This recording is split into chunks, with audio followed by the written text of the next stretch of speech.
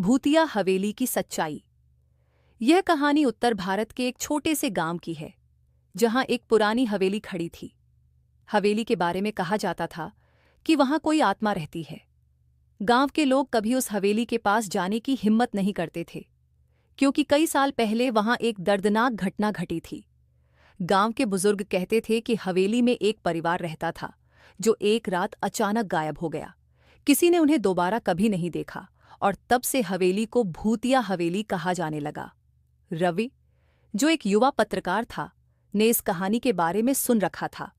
उसकी रुचि हमेशा ऐसी रहस्यमयी कहानियों में रहती थी, और वह सच का पता लगाने के लिए उत्सुक रहता था। एक दिन उसने ठान लिया कि वह इस हवेली की सच्चाई जानकर ही रहेगा। रवि ने अपने 3 दोस्तों मोहित, नेहा और संजय को इस साहसिक यात्रा पर चलने के लिए तैयार कर लिया।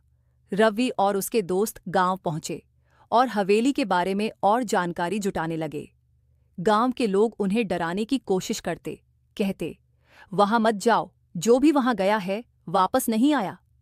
लेकिन रवि और उसके दोस्तों ने ठान लिया था कि वे किसी भी डर से पीछे नहीं हटेंगे। अगले दिन वे चारों उस हवेली के बाहर खड़े थे। हवेली की हालत बहुत खराब थी, जैसे सालों से किसी ने उसकी देखभाल नहीं की हो। उसकी टूटी फूटी दीवारें, झूलते हुए दरवाजे और झाड़ियों से ढकी हुई खिड़कियां एक डरावना माहौल बना रही थीं। दिन के उजाले में भी हवेली के अंदर अंधेरा था। हवेली के पास पहुंचते ही हवा अचानक ठंडी हो गई, और एक अजीब सी सिहरन उन चारों की रीढ़ में दौड़ गई। रवि ने आगे बढ़कर हवेली का दरवाजा खोला। दरवाजा चरमराते हुए खुला, और अंदर की ओर एक अजीब गंध आई। हवेली के अंदर जाते ही उन्हें लगा कि कोई उन्हें देख रहा है। दीवारों पर जाले और धूल की मोटी परतें जमी हुई थीं। कमरे के एक कोने में टूटी फूटी पुरानी कुर्सियां और मेज पड़ी थीं।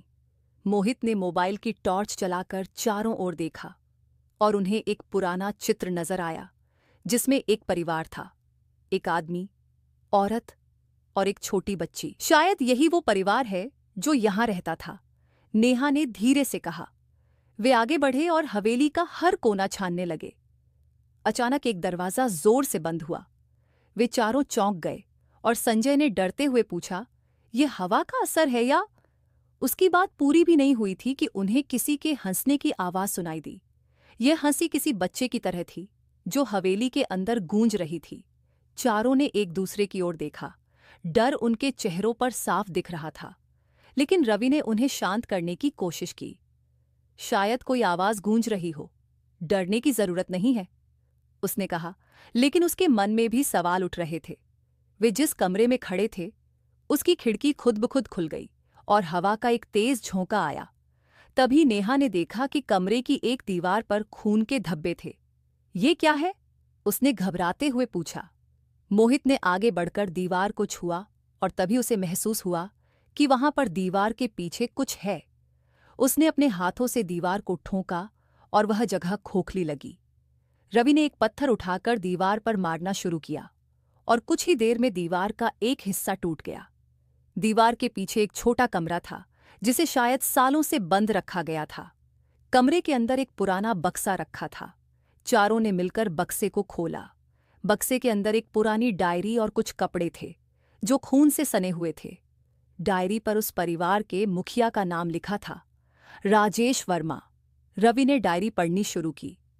डायरी के पन्नों में लिखा था कि राजेश वर्मा और उसका परिवार इस हवेली में बहुत खुशहाल जीवन बिता रहे थे। लेकिन एक दिन हवेली में अजीब घटनाएं होने लगीं।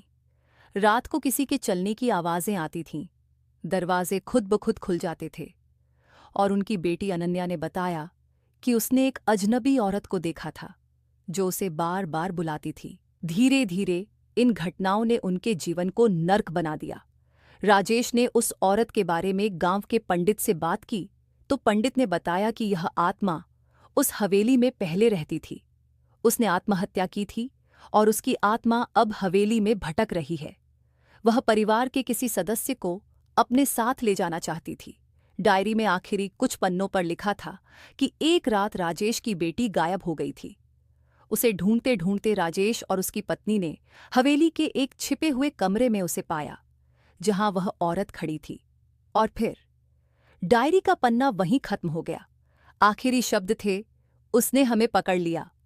रवि ने डायरी को बंद किया और चारों के चेहरों पर डर साफ झलक रहा था। तभी उन्हें एक औरत की आवाज सुनाई दी। तुम लोग भी अब यहां से वापस नहीं जा सकते। आवाज इतनी करीब थी कि वे चारों घबरा गए।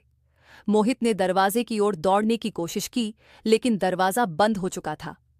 नेहा ने चिल्लाकर कहा, यहां से निकलो। लेकिन तभी कमरे के कोने में एक साया प्रकट हुआ। वह साया एक औरत का था, जिसके लंबे बाल थे और चेहरा झुका हुआ था। वह धीरे धीरे उनकी ओर बढ़ रही थी। संजय ने टॉर्च की रोशनी उसकी ओर की, लेकिन वह औरत वहीं खड़ी रही।